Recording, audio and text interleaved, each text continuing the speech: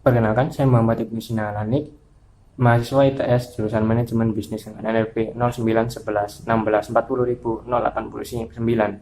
Di sini saya akan membawakan proposal skripsi saya yang berjudul Pengaruh Perhatian Investor Retail, Likuiditas Saham, dan Peningkatan Hutang Jangka Pendek untuk Investasi Jangka Panjang terhadap Risiko Jatuhnya Harga Saham. Saham merupakan investasi yang cukup volatil.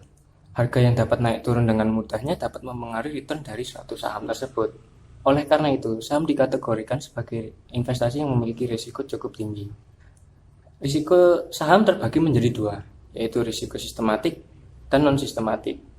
Risiko sistematik merupakan risiko yang mempengaruhi pasar secara global dan mempengaruhi harga saham secara keseluruhan. Seperti kondisi yang terjadi pada saat sekarang ini, saat video ini ditayangkan. Namun, pada penelitian ini saya tidak membicarakan risiko sistematik, melainkan risiko non-sistematik yang mempengaruhi satu saham saja. Latar belakang pada penelitian yang saya lakukan ini adalah saya berusaha untuk mencari tahu faktor-faktor apa saja yang mempengaruhi risiko jatuhnya harga saham.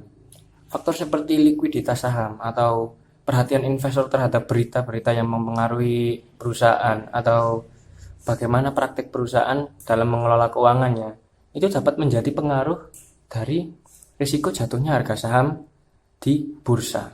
Beberapa penelitian terdahulu yang saya angkat untuk menjadi latar belakang data penelitian ini adalah dari penelitian Wen di Cina, Wen et al. Di Cina, menunjukkan bahwa perhatian investor memiliki pengaruh negatif terhadap risiko jatuhnya harga saham. Dan dari penelitian oleh Chauhan et al. Di India, menunjukkan bahwa likuiditas saham memiliki pengaruh negatif terhadap risiko jatuhnya harga saham. Sedangkan untuk Cheng et al. Di Cina menunjukkan bahwa praktek perusahaan dalam menggunakan hutang jangka pendek untuk investasi jangka panjang dapat meningkatkan atau memiliki pengaruh positif terhadap risiko jatuhnya harga saham. Pada penelitian terdahulu yang saya sebutkan tadi, ada beberapa faktor yang mempengaruhi jatuhnya harga saham. Pertama, likuiditas saham. Yang kedua, praktik perusahaan dalam menggunakan hutang jangka pendek untuk investasi jangka panjang. Dan yang ketiga adalah perhatian investor dalam berita-berita yang mempengaruhi perusahaan. Dari ketiga faktor tersebut, saya bentuk suatu model baru yang menggabungkan tiga penelitian ini menjadi satu model regresi data panel yang dapat dilihat di slide 18.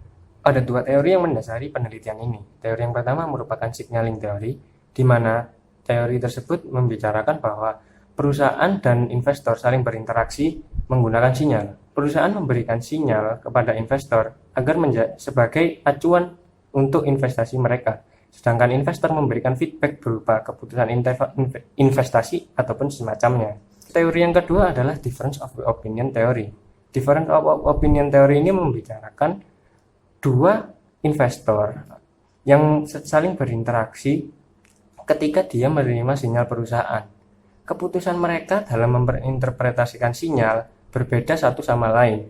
Nah, dari dua keputusan ini semakin besar perbedaan, maka akan membuat risiko jatuh harga saham ini semakin besar. Dari latar belakang yang saya sebutkan tadi dan model yang ada pada slide 18, maka ada tiga hipotesa yang saya tarik pada penelitian ini. Hipotesa pertama adalah perhatian investor retail berpengaruh negatif terhadap risiko jatuhnya harga saham. Dan hipotesa yang kedua adalah likuiditas saham berpengaruh negatif terhadap risiko jatuhnya harga saham. Untuk hipotesa yang ketiga adalah peningkatan hutang jangka pendek untuk investasi jangka panjang berpengaruh positif terhadap risiko jatuhnya harga saham. Untuk variabel penelitian ini, ada dua pengukuran yang digunakan untuk mengukur risiko jatuhnya harga saham.